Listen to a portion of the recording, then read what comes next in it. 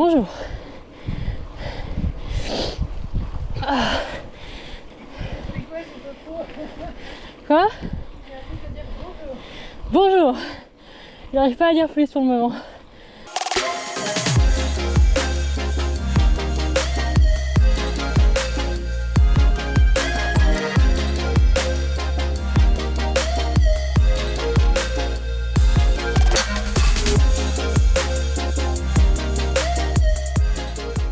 Alors nous sommes à Thiers aujourd'hui, le pays du démarrage en côte. Parce qu'on est parti de la gare et on s'est mangé direct des pentes à 15% dans la tronche. Donc bon bah ça échauffe du coup. Et en même temps 15% c'est quand même beaucoup. On va pas se mentir. Bonjour, bienvenue dans cette nouvelle vidéo. Ça faisait très longtemps que j'avais rien posté, ça fait presque bizarre d'être là à parler devant le micro. J'ai même presque un peu perdu l'habitude, mais bon, c'est pas grave. J'espère que vous allez tous et toutes très bien. Moi ça va, j'ai plein de nouvelles à vous annoncer, ce qui est pas mal de nouveautés en fait sur la chaîne, même si d'extérieur il s'est pas passé grand chose, mais après en coulisses il s'est passé quand même pas mal de choses. Alors pourquoi est-ce que j'ai pas fait de vidéo pendant si longtemps déjà, pour commencer? Il y a plusieurs raisons. L'une d'entre elles, c'est que l'Osmo Pocket a rencontré quelques problèmes après que je l'ai inondé de sueur pendant la montée du Grand Colombier. Donc il y a notamment une connectique qui ne fonctionne plus et qui ne me permet plus de le recharger en roulant. Ce qui est extrêmement pénible parce qu'il n'a pas une très grosse autonomie et si je peux pas le recharger, du coup je peux pas filmer grand chose au final. Ensuite, il y a aussi le fait que j'avais envie de rouler pour moi sans devoir forcément transporter la caméra ou porter le harnais. J'ai quand même filmé beaucoup de choses autour de Clermont et que du coup, même si moi j'ai envie d'aller faire un petit tour de 30-40 km, c'est quand même assez souvent sur des chemins que vous avez déjà vus et qui ne nécessitent pas, à mon sens, de refaire une vidéo dessus. Enfin, c'est pas non plus tout le temps extrêmement beau, extrêmement incroyable, donc voilà. Et la principale raison finalement c'est que j'avais très peu de temps pour moi ces derniers mois, donc j'avais pas forcément le temps de faire de vélo et encore moins le temps de faire du montage, parce qu'il faut savoir que pour une vidéo comme celle-là c'est minimum 1 ou 2 jours de montage, donc que ce soit montage pur ou gestion des couleurs, du son, ajout des sous-titres. Donc voilà, c'est quand même un petit peu de boulot et j'avais plus du tout le temps de m'en occuper. C'est toujours un peu le cas à vrai dire, donc c'est pour ça que je garantis pas qu'il y ait des vidéos qui sortent hyper régulièrement comme avant sur la chaîne, mais je vais essayer de faire mon mieux. En ce qui concerne l'itinéraire du jour, nous avons pris le train à Clermont pour arriver à Thiers, qui est une petite ville située, on va dire en 50-60 km de Clermont. Donc on est parti de Thiers dans la matinée, on est monté au nord jusqu'à Puy-Guillaume avant de redescendre au sud-ouest en passant par le Zoo. Et le retour à Thiers s'est fait en passant par la vallée des usines, qui est un lieu assez particulier dont je vous parlerai plus longuement en fin de vidéo. Comme d'habitude, la trace est disponible sur mon compte Strava, donc n'hésitez pas à aller voir si vous voulez la refaire. Si vous avez été attentif depuis le début de la sortie, vous avez sûrement entendu que ma roue libre faisait pas le même bruit d'habitude. De toute façon, si vous me suivez sur Instagram et Twitter, vous savez déjà que j'ai un nouveau vélo. Vous savez déjà lequel c'est. Et je me sens vachement mieux que sur les Genesis.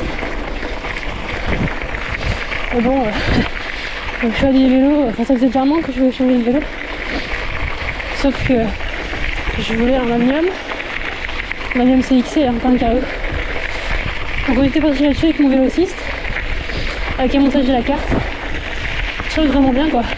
Le genre de la commande des cadres, il n'y a pas la couleur que je voulais dans ma taille. Et le temps qu'il me demande quelle couleur je voulais à la place et que je lui réponde, tout était sold out. En parlant un peu plus, on s'est rendu compte que c'était pas forcément le vélo qui était adapté à ce que je voulais faire.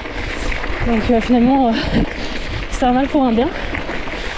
Et j'avais vu le bon track Hook X bleu qui était à ma disposition dans sa boutique chez Tempo.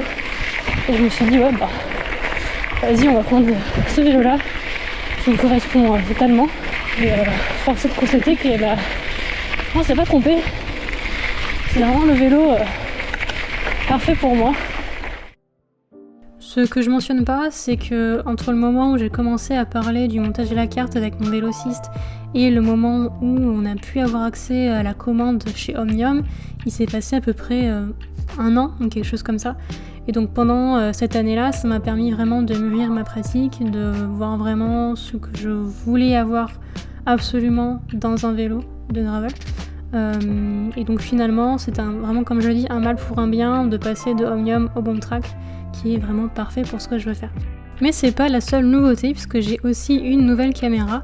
Donc c'est une GoPro Hero 10 qui est beaucoup plus simple d'utilisation que l'Osmo Pocket grâce aux batteries amovibles, c'est-à-dire que si une batterie est vide, j'en mets une autre et hop, ça repart. Pas de problématique de rechargement pour le coup, donc ça c'est vraiment cool. J'avais un peu peur que les performances de stabilisation soient moindres par rapport à ce que proposait l'Osmo Pocket, mais au final c'est pas le cas. Niveau stabilisation c'est largement suffisant et je suis même pas encore dans le plus haut niveau de stabilisation que peut offrir la GoPro, donc au final pas de soucis là-dessus et la qualité d'image est quand même incroyable. Je veux dire, l'Osmo Pocket se défendait bien, mais là on est quand même un niveau au-dessus à mon sens. Donc voilà. Après c'est la première vraie sortie que je filme avec, donc je pense que c'est possible de faire quelques ajustements, notamment au niveau du cadrage.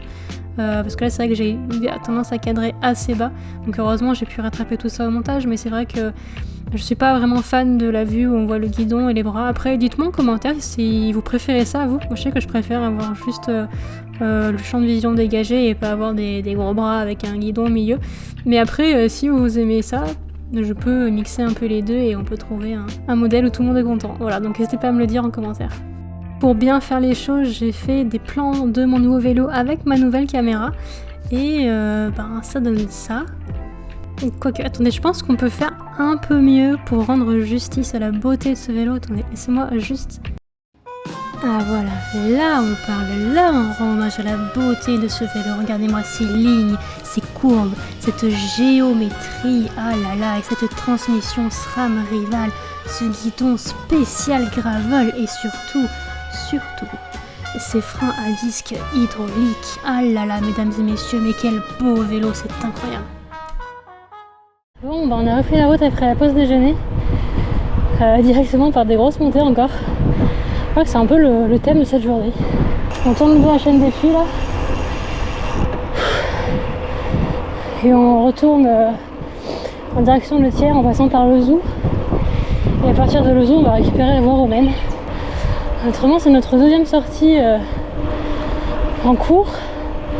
Cuissard court, t-shirt. Franchement, ça fait tellement du bien. Finalement, je me rends compte que j'ai pas tellement roulé avec le Boomtrack. Enfin, si, j'ai roulé, mais moins que ce que j'aurais voulu faire. Mais il faut dire que la météo était pas franchement propice, du moins sur le début d'année, pour faire du vélo en extérieur. Je me souviens qu'on a été faire une des premières fois où je l'ai utilisé, j'ai été sur les coteaux de Cournon, il y avait encore pas mal de bouffe, ce qui fait que je l'ai pourri dès la première sortie. Donc ça m'a un peu calmé et je me suis dit on va attendre qu'il fasse meilleur. En attendant, j'ai fait du home trainer. Et du coup là récemment on a profité du beau temps pour faire quelques sorties, notamment Clermont-Issoire et ensuite Clermont-Brioude, plus quelques sorties à proximité plus immédiates de Clermont. Mais voilà, le but maintenant c'est de mettre à profit les beaux jours qui arrivent pour allonger les distances et pourquoi pas refaire des 100 km, parce que c'est vrai qu'on n'en a pas fait depuis un petit moment. Je sais pas trop ce que c'est les mots en face, enfin j'imagine que c'est l'Iverdre Forez, mais sans certitude quoi. Hop là, ça on aime, la transition en route à gravel. Un peu de gravel sur la trace. Ouais, ça fait du bien. Dans la montée, là, j'entendais mes pneus accrochés, là, la goudron. Ça faisait cric, cric, cric. Là, je m'entends pas parce que j'ai l'impression que c'est une voiture qui arrive à côté avec les pneus. Ah non, c'est moi.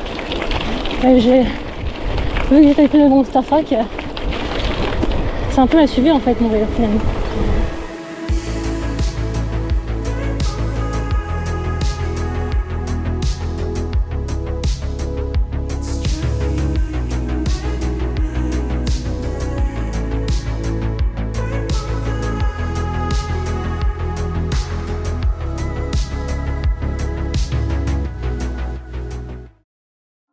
Voilà, donc vous avez vu quelques petites images de la vallée des usines dans la petite séquence cinématique juste avant.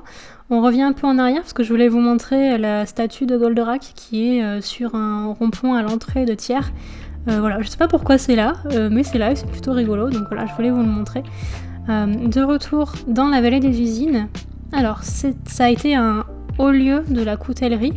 Ça l'est encore, il y a encore quelques couteliers à Thiers, mais beaucoup moins qu'à l'époque. En fait, ce qu'il faut savoir, c'est que la vallée des usines s'appelait auparavant la vallée de la Durolle, qui est le nom de la rivière, donc qui passe au fond de la vallée.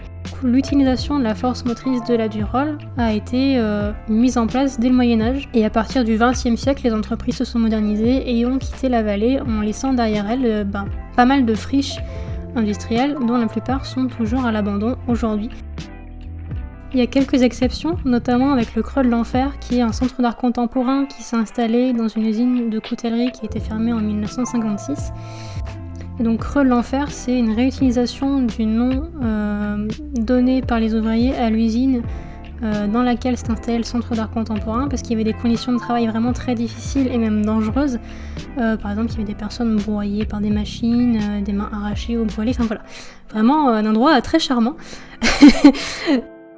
La deuxième exception, c'est l'usine du Mai, donc qui est également une ancienne coutellerie qui est devenue un lieu d'exposition, qui est situé juste à côté du Creux de l'Enfer et qui accueille des manifestations culturelles et des spectacles pendant l'été, il me semble.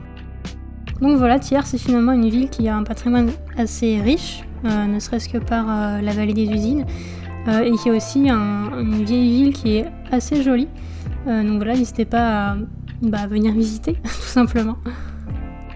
J'ai cru comprendre aussi que la ville de Thiers essayait de réhabiliter le plus possible ces anciennes usines qui sont en train de se délabrer. Ce serait quand même dommage que ça reste en l'état. Voilà, donc après, peut-être que dans quelques années, on reviendra à Thiers et qu'on refera une vidéo et qu'il y aura plein de nouvelles choses à voir dans la vallée des usines. À voir. Bon, c'est à peu près tout pour cette vidéo. Nous, on est en train de prendre le chemin de la gare pour rentrer à Clermont. Mais voilà, si jamais vous êtes de Clermont, même des alentours, n'hésitez pas à venir un peu visiter l'endroit. Ça vaut le coup. Quant à moi, je vous dis à très bientôt pour une prochaine vidéo.